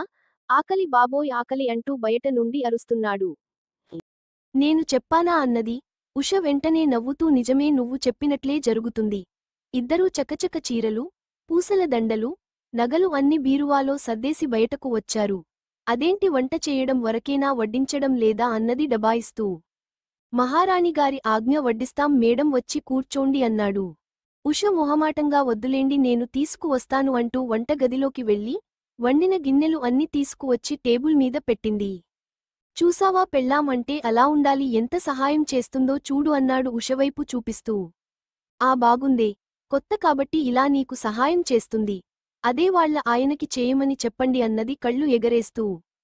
పెళ్ళాం అంటే అలా ఉండాలి అనగానే ఉషకి ఒకసారిగా ఒళ్లంతా పులకించింది. రఘువరన్ నోట్లోంచి ఉషని పెళ్ళాం అని పిలిచాడు అని సంబరపడిపోయింది. ముగ్గురు భోజనాలు చేసి కార్డ్స్ ఆడుకుంటూ, మీ వారికి ఒకసారి మళ్ళీ ఫోన్ చేసి ఇక్కడికి రమ్మనండి అన్నాడు రఘువరన్. సరే చేస్తాను అని ఉష ఫోన్ తీసి వాళ్ళ ఆయనకి ఫోన్ చేసింది. నేను కొంచెం బిజీగా ఉన్నాను, ఇప్పుడైతే రాలేను, 1 గంటలో రాగలుగుతాను, ఉంటే అక్కడే ఉండు, నేను అక్కడికి వచ్చి పికప్ చేసుకుంటాను అని చెప్పాడు. హమ్మయ్య, గంటలో అయినా వస్తానన్నాడు. అదే 10,000 అనుకొని 1 గంటలో వస్తారటండి అని చెప్పింది. రాణి మీ ఆయన రాణి, కడిగేస్తాను అన్నాడు కార్డ్స్ పంచుతూ. మీరు కడిగేసేదేంటి, ఏమంటున్నారు అన్నది నవీన. పెళ్ళాన్ని ఇలా వదిలేసి ఆయన ఆఫీస్ పనులు అని తిరిగితే ఎట్లాగా, అదే అడుగుతాను అన్నాడు. తన మనసులో మాట ఏదో రఘువరన్కి తెలిసినట్లు అలా అన్నాడు. ఏంటి అని ఆశ్చర్యంగా చూసింది రఘువరన్ వైపు. ముగ్గురు కార్డ్స్ ఆడుకుంటూ కూర్చున్నారు. చూస్తుండగానే సమయం 6 గంటలు అయిపోయింది. ఉష భర్త ఇంకా రాలేదు. ఆట మధ్యలో రఘువరన్ వేస్తున్న జోక్స్, తొండి ఆటలు, చిలిపి కబుర్లు, భార్యాభర్తల సరస సంభాషణలు, మధ్యలో అలకలు తనకు ఎంతో నచ్చాయి. తన భర్త కూడా తనతో అలా సరదాగా ఉంటే ఎంతో బాగుంటుంది కదా అనుకుంది. రఘువరన్ ఇంక ఆట క్లోజ్ చేసి, ఇంక నాకు బోర్ కొడుతుంది, పొద్దున్నుంచి మీ ఇద్దరి ముఖాలు చూసి చూసి అలసిపోయాను, నేను అలా బయటికి వెళ్ళి వస్తాను అంటూ పైకి లేచాడు. నవీన వెంటనే ముఖం ముడుచుకుని, మా మొహం చూసి అలసిపోయారా మీరా అన్నది. డౌట్ వచ్చిందా? 1 అరగంట అలా రిలాక్స్ అయి వస్తాను అంటూ నవీన మాటలు వినిపించుకోకుండా బయటికి వెళ్ళిపోయాడు. నవీన వెంటనే ఉషని చూసి, నవ్వుతూ, ఆయన అంతేనే, ఎప్పుడు ఎలా ఉంటారు అసలు అర్థం కారు, ఇప్పుడు మన ముఖాలు చూసి విసుగు వచ్చిందని బయటికి వెళ్ళిపోయాడా చూడు, అరగంటలో తిరిగి వచ్చి నిన్ను చాలా మిస్ అవుతున్నాను నవీన అంటాడు అన్నది. మీ ఇద్దరినీ చూస్తుంటే చాలా ముచ్చటగా ఉంది నవీన, నీకు దేవుడు మంచి భర్తని ఇచ్చాడు అన్నది ఉష. అవును ఉష, నిజమే, దేవుడికి ఎంతో మంచి పూజ చేసి ఉంటాను, అందుకే ఇలాంటి భర్తని ఇచ్చాడు. మా ఆయన అల్లరివాడే కాదు, చాలా చిలిపివాడు కూడా తెలుసా అన్నది శ్రీవారి ముచ్చట్లు చెప్పాలని కోరికతో. అవునా, చెప్పు, మీ శ్రీవారి ముచ్చట్లు నాకు వినాలని ఉన్నది అన్నది ఉష. ఉండు, తినడానికి ఏమైనా స్నాక్స్ తీసుకొస్తాను అని వంటగదిలోకి వెళ్లి కాఫీ పెట్టి, ప్లేట్ నిండా జంతికలు వేసుకుని తీసుకొని వచ్చింది. ఇద్దరు మంచం మీద కూర్చొని జంతికలు తింటూ కాఫీ తాగుతూ ఉన్నారు. చెప్పవే, నాకు చాలా సరదాగా ఉంది, ఏంటి సంగతి అంటూ కన్నుకొట్టి అడిగింది ఉష. నవీన వెంటనే సిగ్గుపడిపోతూ, ఏముంది, నీకో విషయము తెలుసా, అసలు మా ఆయన ఆ విషయంలో రసికుడు. సరసాలు ఆడడంలో అతను కింగ్, చాలాసేపు కావాలి అంటాడు, మంచి మూడ్లోకి తీసుకు వస్తాడు, నాకు చాలు అనిపించేవరకు మా ఆయన చేస్తూనే ఉంటాడు. మా మొదటి రాత్రి ఏమి జరిగిందో తెలుసా అన్నది నవీన. నవీన మాటలకి ఉష కళ్ల ముందు వాళ్ళిద్దరూ కనిపిస్తున్నారు. హా, చెప్పు చెప్పు అన్నది ఉష. నవీనకి సిగ్గు ముంచుకొచ్చేసింది. బయట డోర్ బెల్ మోగిన శబ్దం. నవీన వెళ్లి తలుపు తీసింది. రఘువరన్ తినడానికి బజ్జీలు, పునుగులు, వడలు తీసుకొని వచ్చాడు. అబ్బా, అప్పుడే వచ్చేశారా, ఇంకొంచెం ఆలస్యంగా రావచ్చు కదా అన్నది చేతిలో ఉన్న క్యారీ బ్యాగుల్ని తీసుకుంటూ. నేను మీకేం అడ్డు వచ్చాను, నేనేమీ మీ గదిలోకి రాను, నాకు చాలా ఆఫీసు వర్క్ ఉంది, నేను నా బెడ్రూంలోకి వెళ్లి వర్క్ చేసుకోవాలి అని తెచ్చిన క్యారీ బ్యాగులు చేతిలోకి తీసుకుని వంటగదిలోకి వెళ్లి తనకి కావలసినవి ప్లేట్లో పెట్టుకుని తన రూంలోకి వెళ్ళిపోయాడు. నవీన అలాగే చూస్తూ, సరే మీ ఇష్టం, మేము చెప్పుకోవాల్సిన కబుర్లు ఇంకా మిగిలి ఉన్నాయి అంటూ తన గదిలోకి వెళ్లి తలుపు వేసేసింది. అబ్బో, ఈ ఆడవాళ్లకి ఎంతసేపు కూర్చొని కబుర్లు చెప్పుకున్నా తరగవు అనుకుని తన రూంలోకి వెళ్ళిపోయి ఆఫీస్ వర్క్ చేసుకోవడం మొదలుపెట్టాడు. అదేంటి నవీన, మనతోపాటు కూర్చోమని చెప్పవచ్చు కదా, అలా పంపించేశావేంటి అన్నది ఉష. మన కబుర్లు ఆయనకు ఎందుకులే ఉష, అసలే ఇలాంటి టాపిక్ అంటే చాలా ఇష్టం, ఎక్కడలేని కబుర్లు అన్ని తన్నుకొని వస్తాయి, ఆయన మనకు అడ్డం అంటూ ఏదో రహస్యం చెప్పినట్లుగా చెప్పింది. సరే మధ్యలో మంచి టాపిక్లో వదిలేసి వెళ్ళిపోయావు, చెప్పు అన్నది ఉష ప్లేట్లో ఉన్న బజ్జీని తీసుకుంటూ. ఇప్పుడు చెప్పవే, మొదటి రాత్రి ఏం జరిగింది, ఏదో చెప్పబోతు మధ్యలో ఆపేశావ్ అన్నది మళ్ళీ. ఆ మొదటి రాత్రి గురించి చెప్తున్నాను కదా, మొదటి రాత్రి ఏముంది, అందరిలాగే జరిగింది అన్నది కొంచెం తడబడుతూ. అందరిలాగే జరగడం ఏంటే, అందరికీ మొదటి రాత్రి సరిగా జరగదు కదా, నాకైతే అసలు కాలేదు అన్నది. మాకు అలాంటి ఇబ్బంది ఏమీ లేదులే, ఎందుకంటే మా ఇద్దరికీ ముందు నుంచే పరిచయం ఉంది కదా, అందుకే మొదటి రాత్రి ఇలాంటి ఇబ్బంది కలగలేదు అంటూ ఆపేసింది. ఎందుకో ఆ విషయము ఇప్పుడు చెప్పాలనిపించడం లేదు. ఇందాక ఫ్లోలో అయితే అన్నీ పూసుకు వచ్చినట్లు చెప్పేదేమో, మధ్యలో గ్యాప్ వచ్చేసరికి ఆమెకు చెప్పాలని అనిపించలేదు. అయ్యో మధ్యలో మీ ఆయన పానకంలో పుడకలాగా వచ్చి మంచి టాపిక్ ఆపేశాడు. అయినా దేనికైనా పెట్టి పుట్టాలి. నువ్వు చాలా అదృష్టవంతురాలు. నవీన నిన్ను అర్థం చేసుకుంటూ సుఖపెట్టే భర్త దొరకాడు. నీలాంటి అదృష్టం ఎంతమందికి ఉంటుంది చెప్పు అన్నది ఉషా. నవీనాకి భర్తను ఎవరైనా పొగిడితే చాలా ఇష్టం. ఇంకా భర్త గురించి చెప్తూనే ఉంటుంది. అవును నేను చాలా అదృష్టవంతురాలిని అంటూ మళ్లీ మొదలుపెట్టింది. పెళ్లైన దగ్గరనుంచి అతనే నా స్నేహితుడు, భర్త అన్ని అందుకే మా ఇద్దరి మధ్య బంధం అలా పెనవేసుకుపోయింది. తను కూడా నాతో అన్ని చెబుతాడు. మా మధ్య ఇప్పటివరకు అభిప్రాయ భేదాలు కలగలేదు. తనకు కోపం వచ్చి గొడవ పడినా నేను సైలెంట్ అయిపోతాను. నాకు ఏదన్నా కోపం వచ్చి నేను గట్టిగా అరిచినా అతనేమీ మాట్లాడకుండా బయటికి వెళ్ళిపోతాడు. కొంచెం సేపట్లో ఇద్దరం మళ్లీ మామూలు అయిపోతాము. అసలు మా ఇద్దరి మధ్య గొడవ జరిగిందని ఆలోచన కూడా మాకు రాదు. మళ్లీ మామూలుగా మాట్లాడేసుకుంటాం.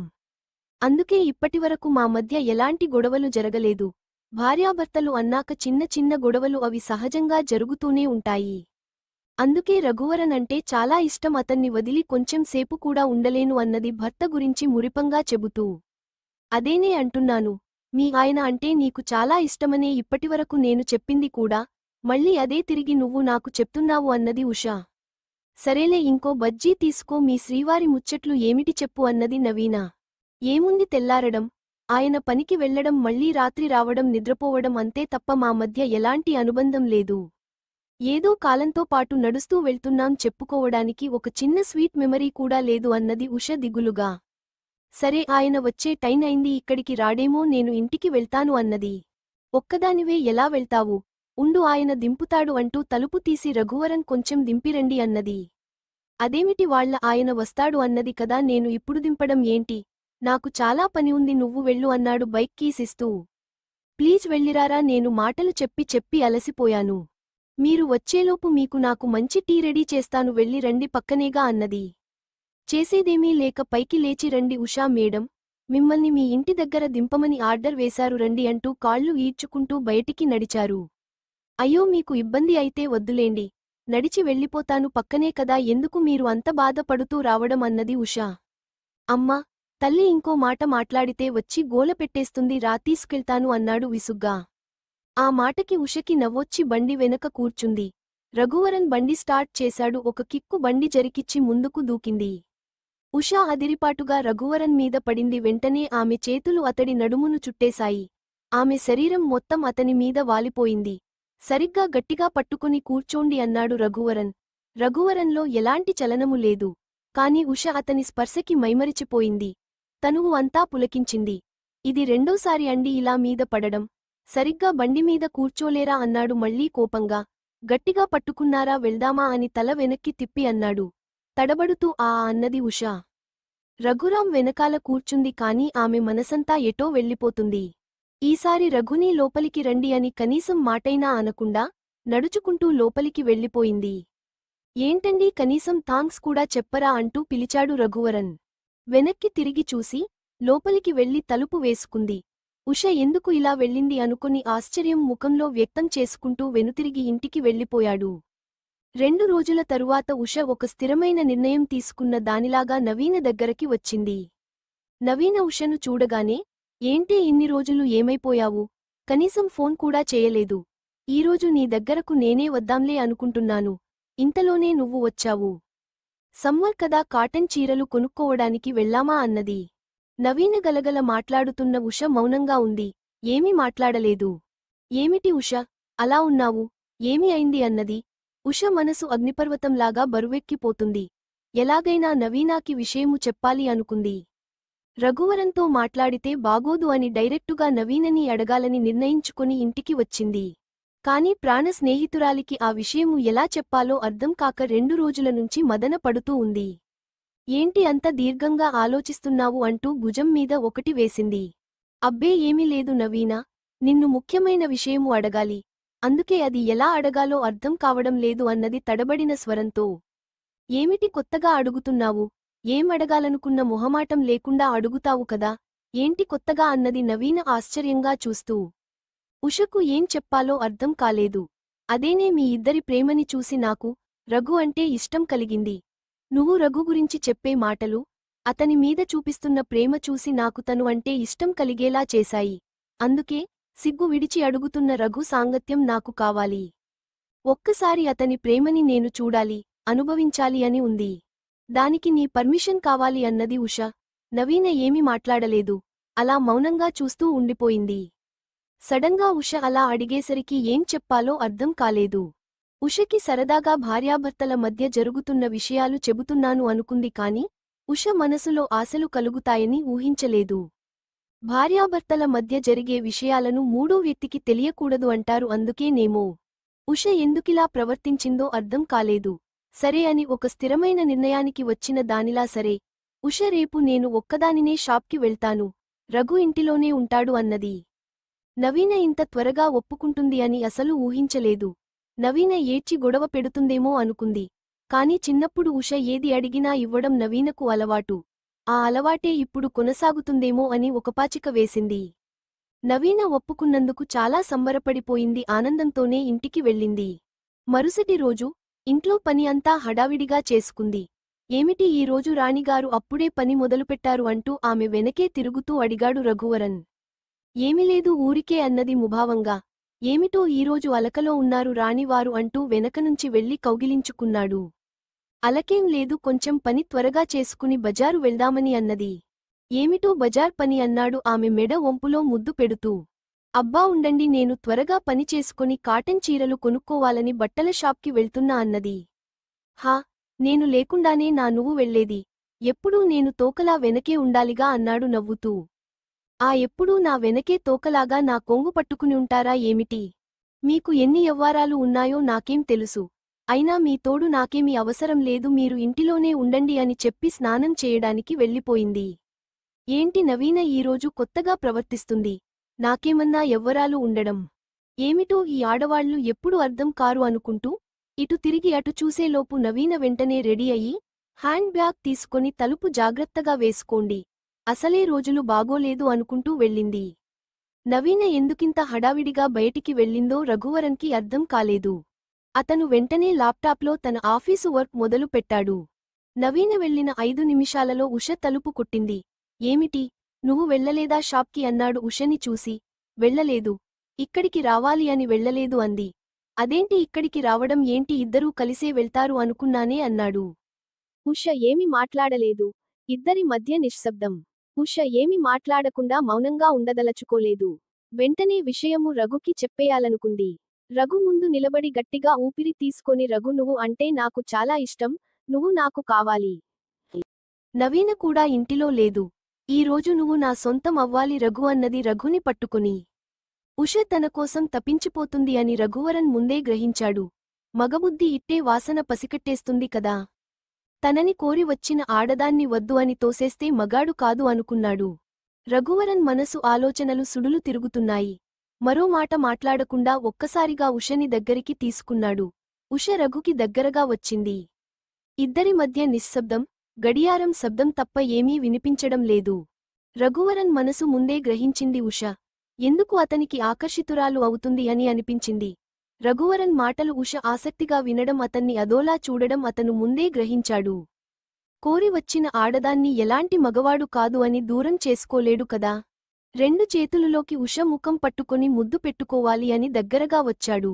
రఘువరన్ ఊపిరి ఆమె చెంపలను తాకుతుంది. వెచ్చని ఆ శ్వాస మనసులో కోరికలు రేపుతుంది. వెంటనే ఆమె 2 చేతులు రఘువరన్ నడుము చుట్టేశాయి. అతను తమకంగా కలవరిస్తూ ఆమె పెదవులు అందుకోవాలి అని పెదవులు ఉబలాట పడుతున్నాయి. ఉష మైకంగా మూసుకుంది. నవీన రూపం కళ్లముందు కనిపించింది. రఘువరన్ మీద నవీనకు ప్రేమ, ఉష స్నేహం మీద నవీనకు ఉన్న నమ్మకం ఉష కళ్లల్లో మెదిలాయి. అంతే, కళ్ళు తెరిచింది ఉష. ఒక్కసారిగా రఘుని దూరంగా తోసేసింది. వద్దు, నాకు నువ్వు వద్దు అంది గట్టిగా ఏడుస్తూ. నా స్నేహం నాకు ముఖ్యం, నా స్నేహం నాకు కావాలి. నా నవీనని నేను మోసం చెయ్యలేను అంది ఏడుస్తూ. ఇది తాత్కాలిక ఆకర్షణ, 5 నిమిషాల సుఖం కోసం నా జీవితకాలం స్నేహం పాడు చేసుకోను. నేను అంటే ఎంత ఇష్టం, ప్రేమ లేకపోతే నేను అడిగిన వెంటనే సరే అని నిన్ను నాకు అప్పచెప్పింది నా స్నేహితురాలు. వజ్రం లాంటి దాని స్నేహం ముందు మన కామం పనికిరాని బండరాయి అయిపోతుంది. దూరంగా ఉన్నప్పుడు ఎన్నో ఆకర్షణలు చుట్టుముట్టుతాయి కాని దగ్గరగా నువ్వు నాకు దగ్గరైనప్పుడే నేను చేస్తున్న తప్పేమిటో అర్థమైంది. నిన్ను కేవలం కావాలని కోరుకున్నానే కాని నాది ప్రేమ కాదు. నిజమైన ప్రేమంటే ఏమిటో ఇప్పుడే అర్థం అయింది. ఒక్క క్షణం ఆలోచన మన జీవితాన్నే మార్చేస్తుంది. ఒక్క క్షణం చెడు ఆలోచన నన్ను ఇలా చేసింది అని పశ్చాత్తాపపడుతూ ఏడుస్తూ మాట్లాడుతుంది ఉషా.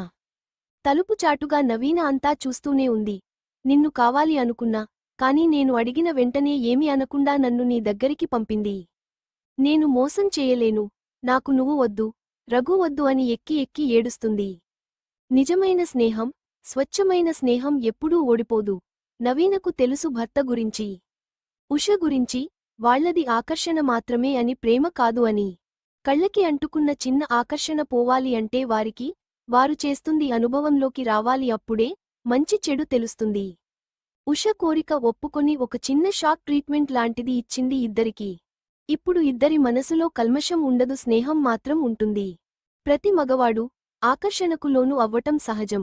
అలాగే స్త్రీ కూడా మగాడి ఆకర్షణకు లోనవడం అది సహజం. దానిని తప్పుగా అనుకోని గొడవలు పడి, మనసు చంపుకొని కాపురం పాడు చేసుకుంటే ఎలా? ఒక్కసారి వదిలేస్తే వారు చేస్తున్న తప్పు తెలుస్తుంది. నవీన భర్తని కొంగు అంచున కట్టుకొని వదిలేసింది. వెళ్ళినంత దూరం భర్తను వెళ్ళనిస్తుంది. దారి తప్పి పడిపోతాడు అంటే కొంగులాగి నడుముకు చుట్టుకుంటుంది. ఉష ఏడుస్తుంది చిన్నపిల్లలా. నవీన ఏమీ తెలియనట్లు తలుపు కుట్టింది. రఘు వచ్చి తలుపు తీశాడు. నన్ను క్షమించు, తప్పుగా ఆలోచించాను. బంగారం లాంటి నీ స్నేహం ముందు నేను ఓడిపోయాను అంది ఉష రెండు చేతులు జోడించి. నీలాంటి మనిషి నా స్నేహితురాలు అని చెప్పుకోవడానికి గర్వంగా ఉంది. నీ ప్రేమ మీద ఆశపడి అడిగాను. నాకోసం నీ ప్రేమని, నీ జీవితాన్ని నాకిచ్చావు. నీ ప్రేమని అపవిత్రం చేసే అర్హత నాకు లేదు. నా ప్రేమ నా భర్తకి పంచితే నా సంసారం కూడా నీ సంసారంలా ఆనందంగా ఉంటుంది అని తెలుసుకున్నాను. మా ఆయనకి ట్రాన్స్ఫర్ అయింది, నైట్కి వెళ్ళిపోతున్నాం. నీ స్నేహం ఎప్పటికి నాకు కావాలి. నన్ను క్షమించు అని నవీనని గట్టిగా కౌగిలించుకుని వెనక్కి తిరిగి చూడకుండా వెళ్ళిపోయింది ఉష. నవీన ఉషతో ఒక్క మాట కూడా మాట్లాడలేదు. వెళ్ళిపోతున్న ఉషని చూస్తూ ఉండిపోయింది. ఏమే శ్రీమతి, నన్ను ఉషని ఒక గదిలో వేసి వెళ్ళిపోతావా అన్నాడు రఘువరన్ నడుమ్మీద చెయ్యి వేసుకొని ఒకవేళ నవీన వైపు చూపిస్తూ. ఎంత ధైర్యం నీకు? నీ మొగుడు అంటే భయం, భక్తి లేదు, నా మీద ప్రయోగాలు చేస్తున్నావా? అమాయకుడిని చేసి నా మీదకి నీ స్నేహితురాలని పంపిస్తావా అన్నాడు కొంచెం కోపంగా. ఆ రఘువరన్ అని పేరు పెట్టుకుంటే శ్రీరామచంద్రుడు అనుకున్నాను. మీరు మాత్రం ఏమన్నా తక్కువ ఏమిటి? నేను అంతా చూస్తూనే ఉన్నాను. అయినా నా మొగుడుని నా కొంగుకు కట్టుకున్నా, ఎక్కడికి పోయినా లాకొస్తా అని కొంగు తీసి లోపలికి దొపింది నవీన కొంటెగా రఘువరన్ని చూస్తూ. అయినా శ్రీవారు, మంచి ఛాన్స్ ఇస్తే వదిలేశావు ఏమిటి అబ్బాయి అన్నది రఘు నడుం గిల్లి. రామచంద్ర అని లెంపలు వేసుకున్నాడు ఏమీ ఎరగనట్లు. ఇది సరిపోదు, 50 గుంజీలు కూడా తీయాలి అంది నవీన నవ్వుతూ. ఆ బాగుందే అంటూ అమాంతం ఆమెను ఎత్తుకొని బెడ్ రూంలోకి తీసుకువెళ్లాడు.